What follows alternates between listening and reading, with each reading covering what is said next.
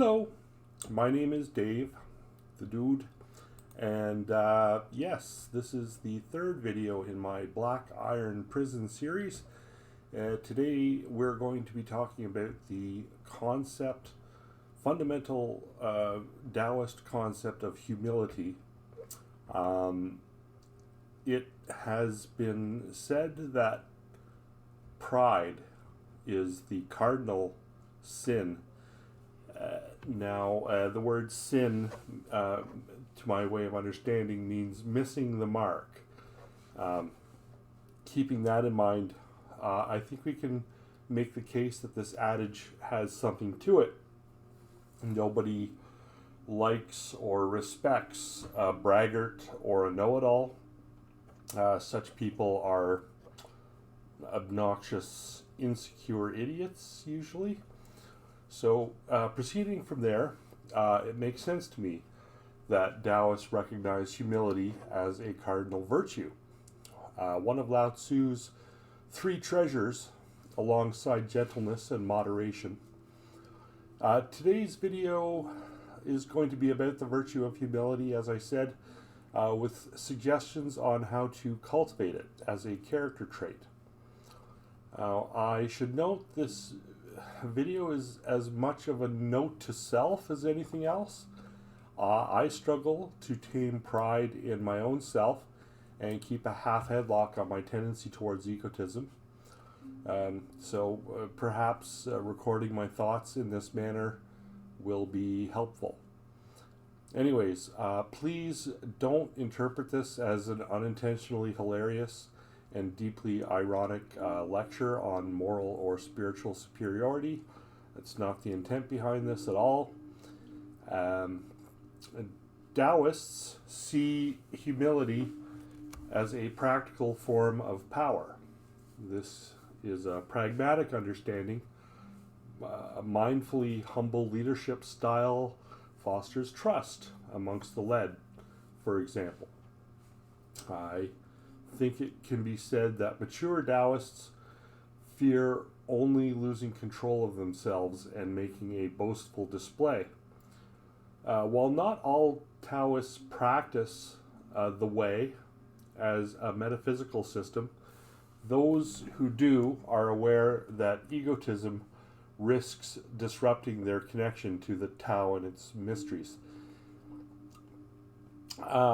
Humility has two aspects, intellectual and social, and maybe these are really the same thing.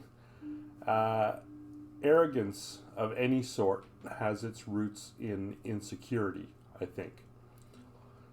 Anyways, let's begin by discussing social humility.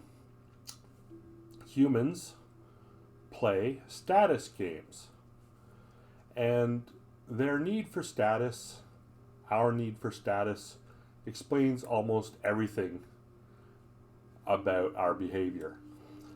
Status, in this sense, can be defined simply as the feeling of being of value. And shallow people, as you may have noticed, will tend to derive their sense of value in shallow ways, keeping up with the Joneses or whatnot.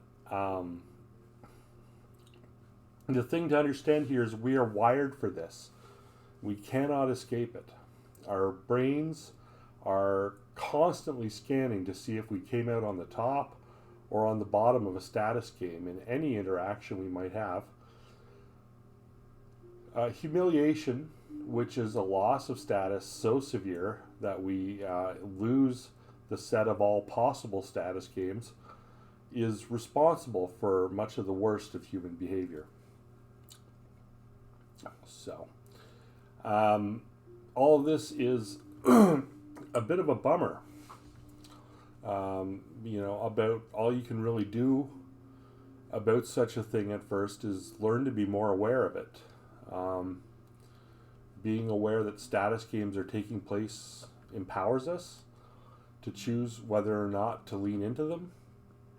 The Taoist, I think, is aware of this proclivity in him or herself, but learns to derive their feeling of value from their practiced cultivation of guileless simplicity, as well as friendliness and goodwill towards others.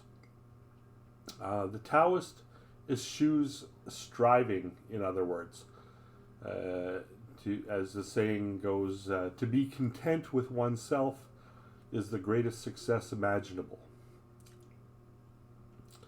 As we read in the commentary on Hex 62 of the I Ching, the enlightened person has nothing to prove to himself or others, and thus may always operate from a position of sincerity, with no pretense or posturing. Well, those are good words to live by, I suppose, if you can manage to do so.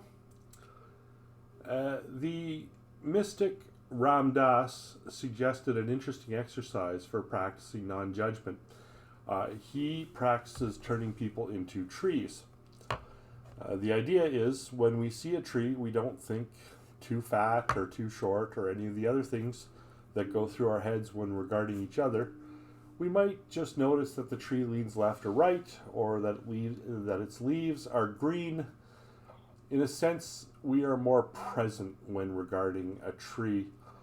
So this turning people into trees practice might be an interesting way to avoid getting sucked into the status games which so often define our interactions.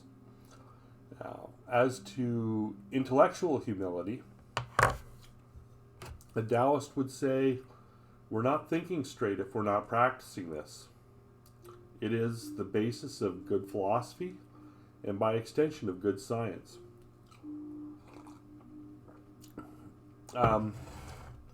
Chapter 71 of the Tao Te Ching reads, knowing ignorance is strength. Ignoring knowledge is sickness. If one is sick of sickness, then one is not sick. The wise are not sick because they are sick of sickness. Therefore, they are not sick. At some level, intellectual humility, then, is a recognition of the fact that we humans are prone to all sorts of cognitive biases. An intellectually humble person has learned not to take themselves or their thoughts too seriously. At a deeper level, intellectual humility is a recognition that the universe is an infinite field of information that will not fit into our finite brains, though we can attempt to make abstractions from it. Ultimately, though, this, trying to put the universe into words is a doomed endeavor. As Alan Watts said, it's like trying to drink up the ocean with a fork, and that's because of the structure identity problem. Korzybski's General Semantics attempted to deal with these issues, suggesting the way in which we use language has led us to become unsane for the most part.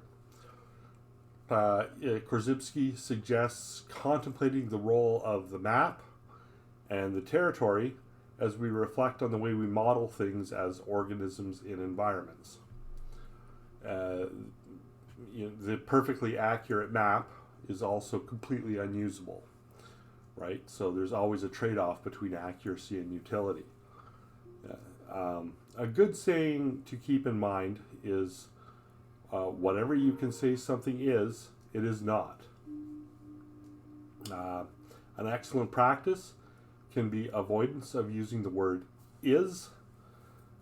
Cultivate a habit of instead saying seems to be or seems to me to be. Robert Anton Wilson emphasized the power of maybe and advocated we use maybe logic when possible. The idea here is that certainty is an illusion and that all beliefs should be held with a degree of uncertainty. Maybe logic is about embracing ambiguity and recognizing that our perceptions and interpretations of the world are always subject to change. In the context of humility, maybe logic encourages us to stay open-minded and acknowledge that we don't have all the answers, allowing for growth and learning. In other words, we need to learn to hold stories lightly. We can also learn to eschew the use of the word believe. Instead of saying we believe things or disbelieve them, we can opine about them, consider them, wonder about them. This is sometimes called being thoughtful.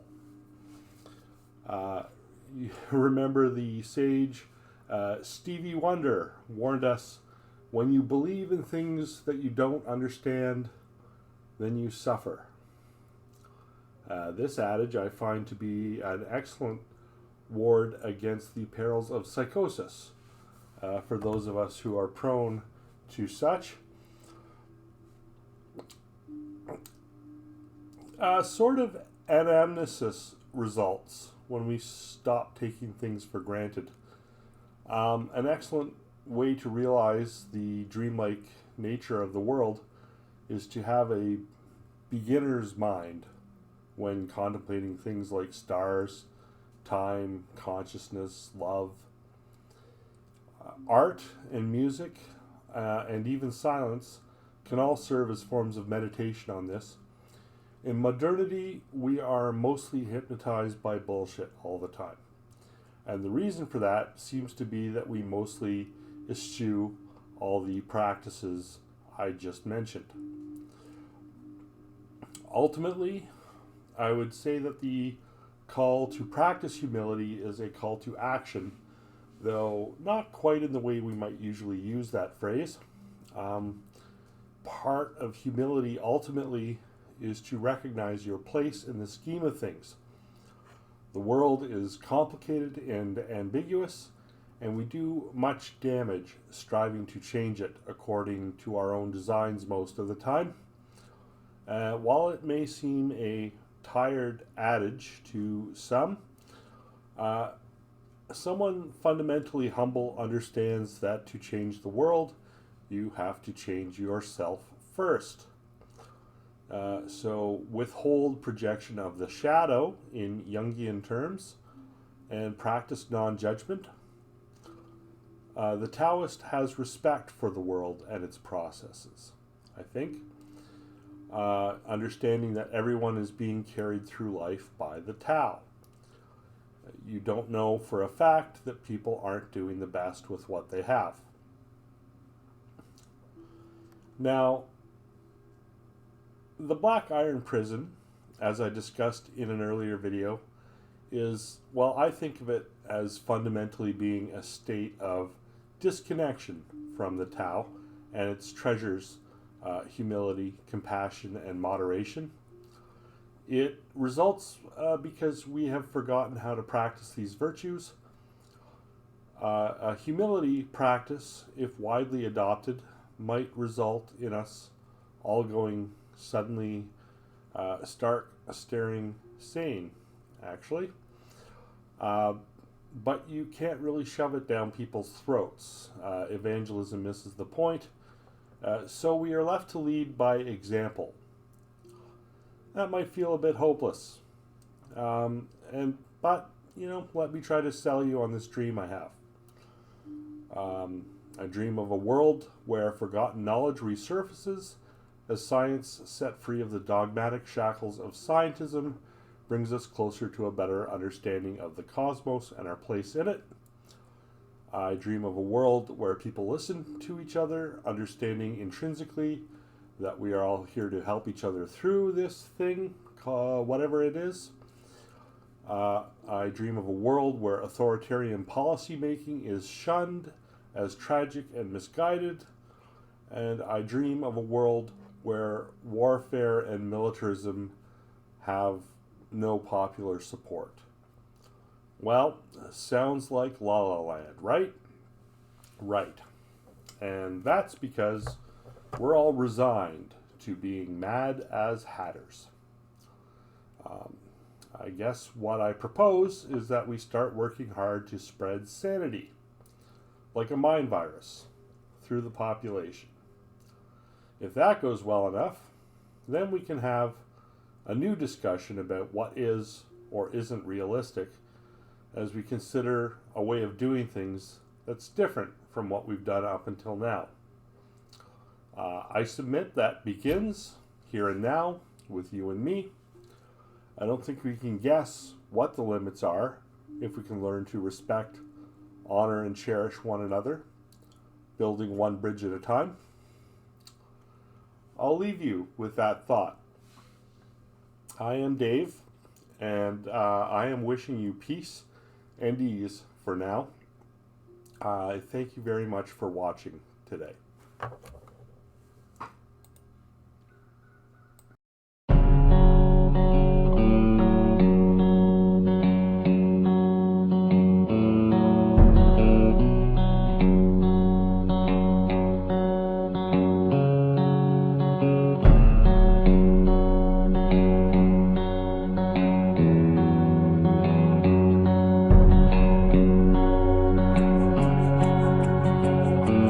Nature, nurture, heaven and home.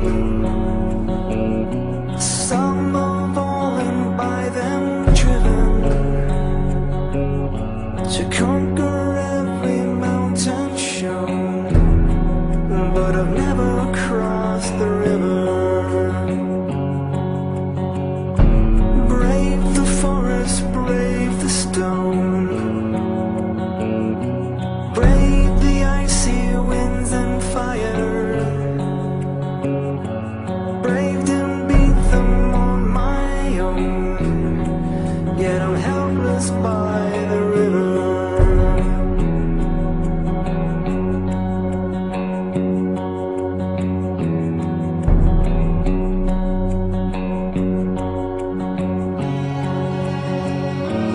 Angel, angel, what have I done? I face the quakes, the wind, the fire. I've conquered country, crown and throne. Why can't I cross this river?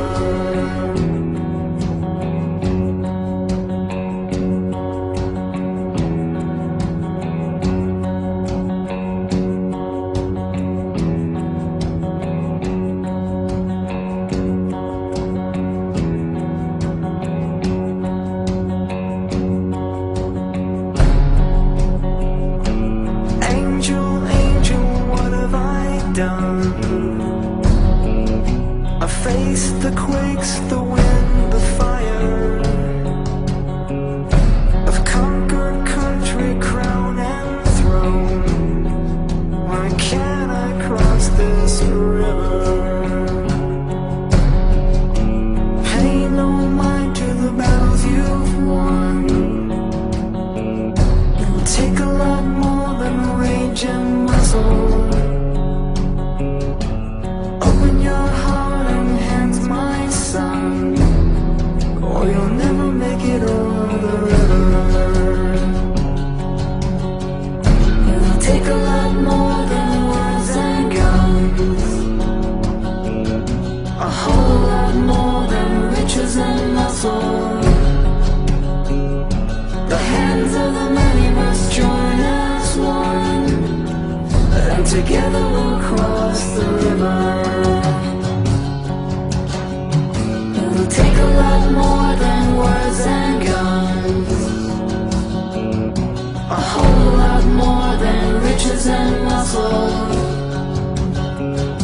The hands of the many must join as one, and together